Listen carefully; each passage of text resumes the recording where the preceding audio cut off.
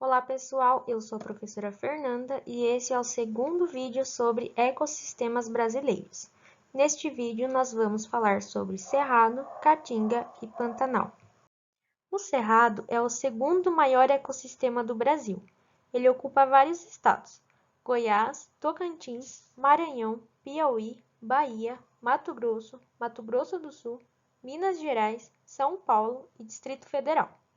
Muitas de suas áreas são desmatadas para agricultura, para soja, cana, milho e algodão, que servem para a alimentação.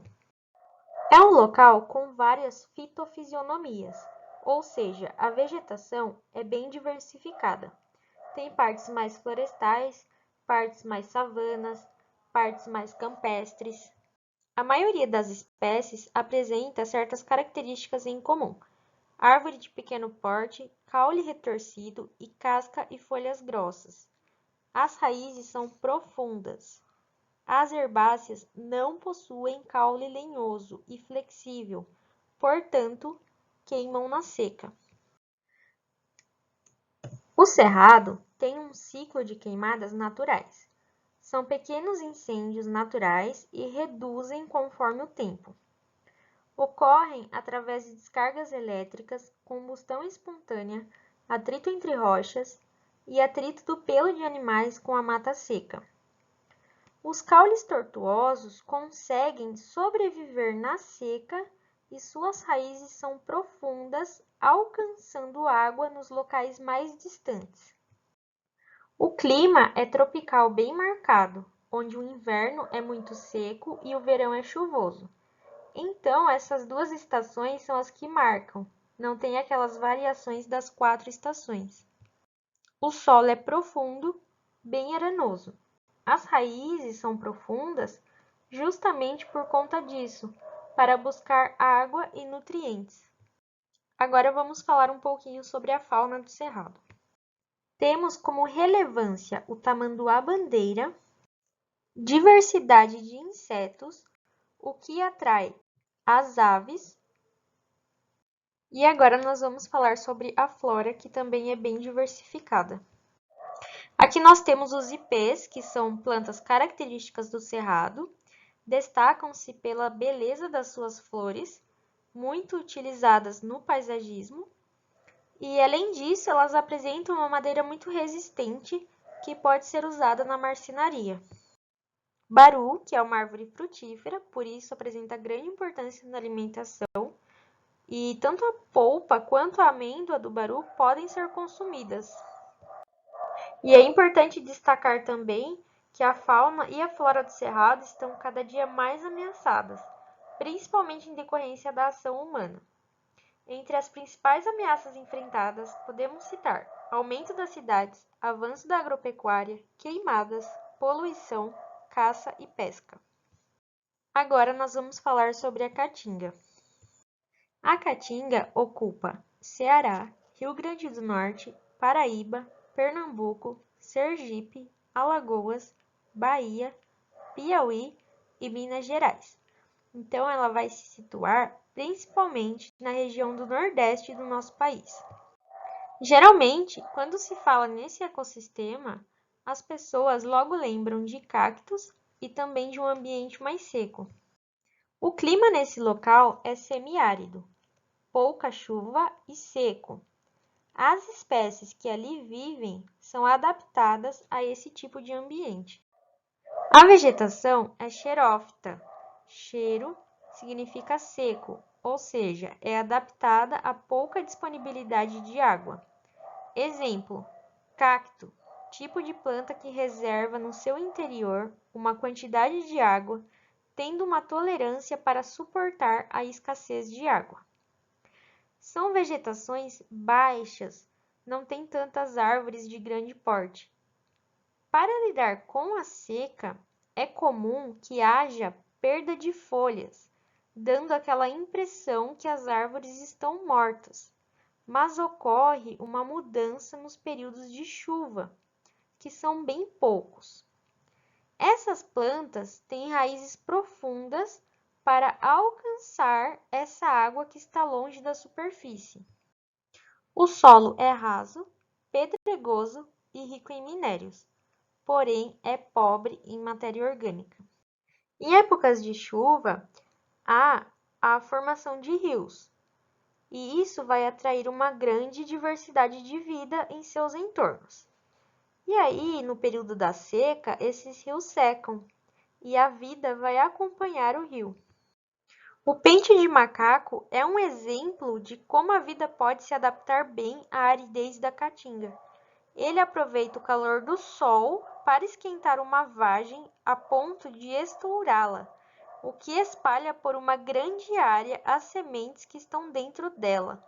Quando chegam as tempestades, a chance de ela conseguir se reproduzir será muito maior. Fauna: arara vermelha, que também é encontrada em outros ecossistemas, onça parda, que na região é considerada em perigo de extinção por caça ilegal e aumento de fazendas de geração de energia eólica, jaguatirica e entre outros, pois a quantidade de animais é enorme, então tem lagartos, cobras, roedores.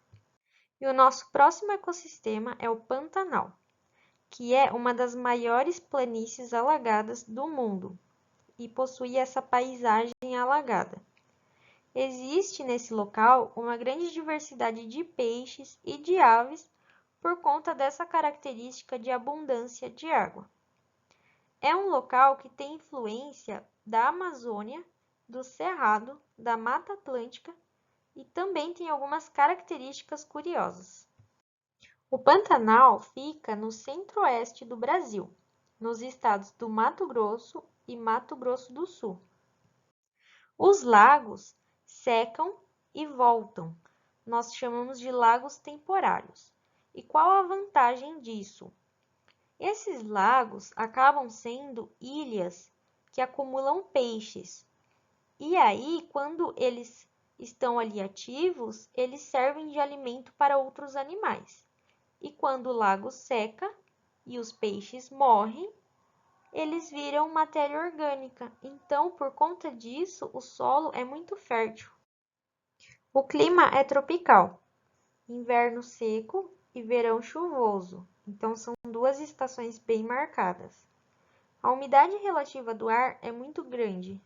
Por ser próximo à floresta amazônica e ao cerrado, a paisagem é bem diversificada. Então, tem árvores de médio e grande porte típicas da Amazônia, mas também conta com a presença de árvores tortuosas de baixo e médio porte, muito comuns no Cerrado. Por conta dessa influência de outros ecossistemas, a fauna é muito rica, concentrando quase todos os animais que vivem no Brasil.